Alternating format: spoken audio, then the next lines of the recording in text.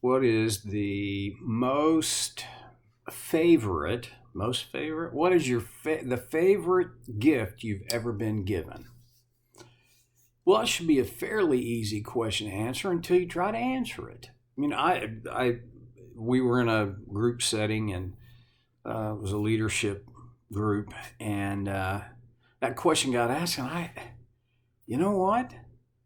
It took me really, they kind of had to pass me up and come back to me because I couldn't quite put my finger on my favorite gift. I mean, it's easy for me to say, oh, salvation. And that is the best gift of all. So that's a given, right? Or to say, oh, my spouse, my wife, what a gift. And she really is. I have three daughters that are each one a unique and amazing and beautiful gift from God.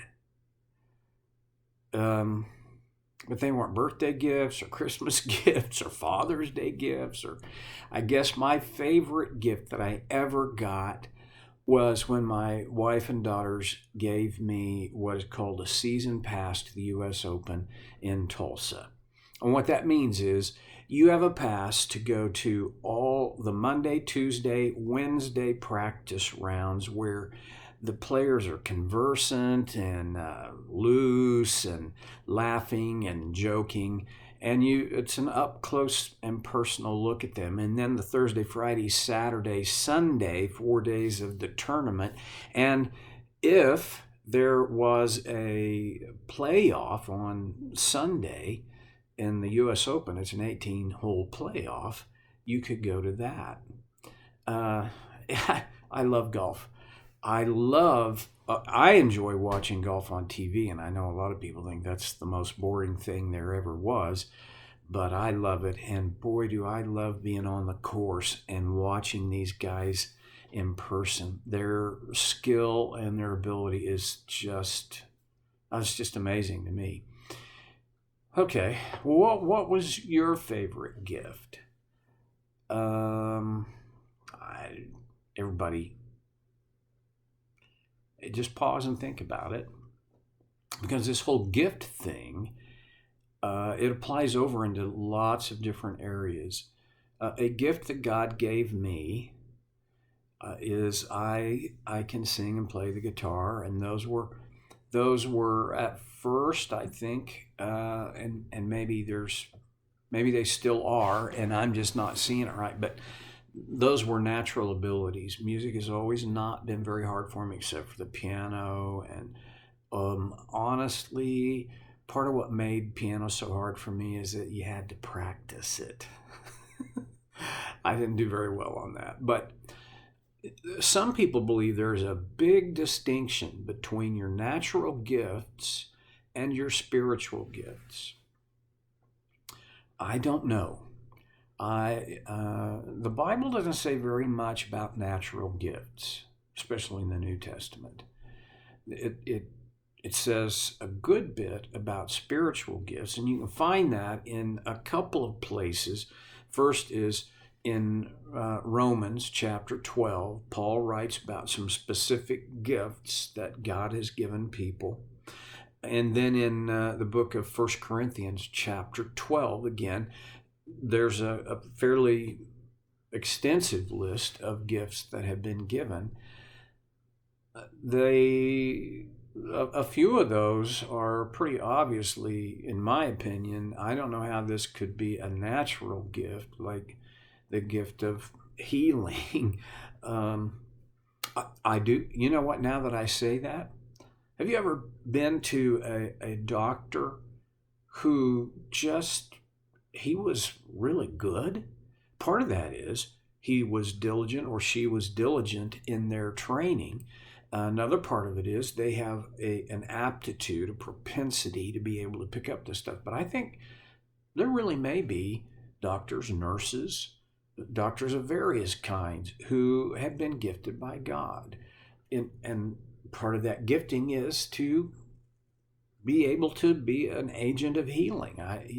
And then there are people, I don't think they're everywhere, But there are people who, when they pray for healing for a person, healing happens. And I don't know anybody who has 1,000 batting average on this. I don't know anybody that every time they pray that the healing happens. But I do know of people who, when they pray, very often the healing happens. And I suppose that's part of the deal. I also know people who have a gift for art. First person that pops into my mind, I have two people that come into my mind. One is Melanie. When she was in high school, she was just a wonderful artist. Her sketches were lifelike. And then Jerry, man, this guy, his paintings, wow, they are just gorgeous. They're very nearly photographic in their detail, and it's amazing. Some people would say, well, that's not a spiritual gift. Well, okay. Even if it's just a natural gift, I think those natural gifts can be applied into people's lives in such a way that they can give people encouragement, and they can get to a part of a person's heart that an intellectual approach might not get into. I think they can't. I think art, music, not for me, but I do know of people who even dance is a gateway for them, and it will open their heart and mind to what God might be doing. Well, why am I talking about all this gift stuff? Well, because in verse 10 of 1 Peter 4, Peter writes, each of you should use whatever gift you have received to serve others as faithful stewards of God's grace in its various forms. That is a theme in all of the places in the New Testament where gifts are written about, spoken about.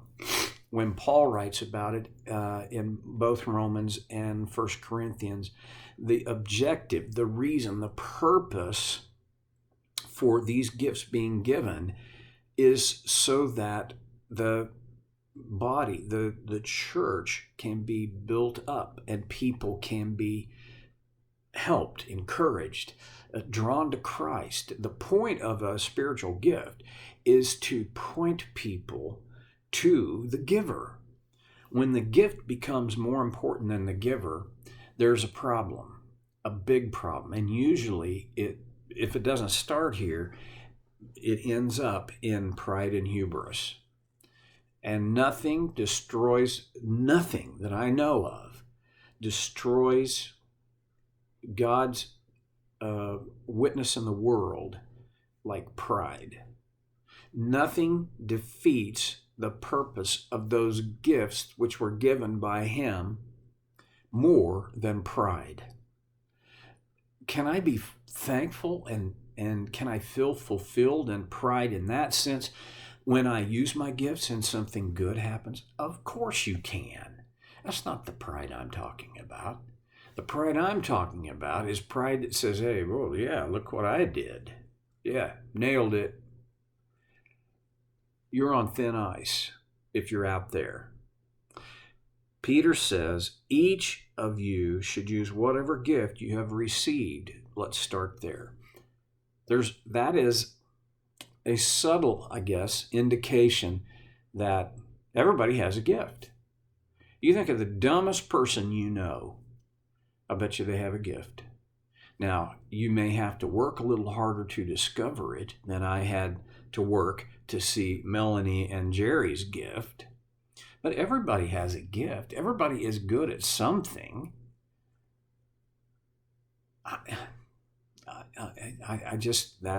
That is a principle that I think is true. Remember, Peter's not just writing this to everybody. Who's he writing this to? Well, he's writing this to churches, to men and women primarily, and also to children. In these churches, in Asia Minor in AD 65 or 6 or 7. Well, okay. What I get from this is that his belief is, and I think he believed this because this is from the Holy Spirit. I mean, he writes not of his own will. He's writing as prompted by the Holy Spirit. And the Holy Spirit indicates each of you has a gift. Use it. You know that old saying, use it or lose it? That's true. Whatever you don't practice, it becomes less available to you. Practice is essential. I think this is true of your gifts. Now, Peter is not here isolating this to spiritual gifts, or else he would have said, use the spiritual gift, because Paul does talk about it as these are gifts of the Spirit. Well, whatever gift you've been given, use. For what purpose? To feel good about yourself? No. To serve others.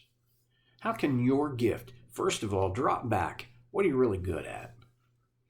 What when you apply yourself, do you get good results from? I mean, that's an indicator, right? Here's a second indicator. What do you love to do? Your love for that is somehow connected to your gifting. And you need to chew on that and think about that. But I don't know anybody who their love for doing what they have been gifted to do is not a significant part of that gift. Okay, one of my spiritual gifts, I think, and so we live in an age that is so unlike the apostolic age or the first century Christians on so many levels. One level is there are people who have created what are called spiritual gift inventories. They're not evil. They're good tools. But, you know, if you've ever taken one, you go through this list, this, always, seldom, never, you know, you check these boxes off, they're asking questions, and they go through and scientifically, some of them, they evaluate your profile, which should give you an indicator of what your spiritual gift is. Which, while I'm talking about that, I gotta say that those are only indicators. I know people that say, well, I scored 14 on leadership, but they can't lead their way out of a wet paper sack. That is not their spiritual gift. Others you can fill out those inventory things so that you get what you want, right? But if you fill them out honestly, they usually direct you to a strong possibility of your spiritual gift. How did that happen? How did people discover their spiritual gift in the first century? Well, even like in the early 1900s, how did they see? I think it was the mid 1900s or later before the first spiritual gift inventory ever came out. How did they figure it out? Did they just not know? No, I think they knew. And here's how I think they knew. Two things. They saw that God made them effective in certain endeavor because of certain skills and gifts. Second thing is, people confirmed that they were effective and that they also sensed this was a gift from God.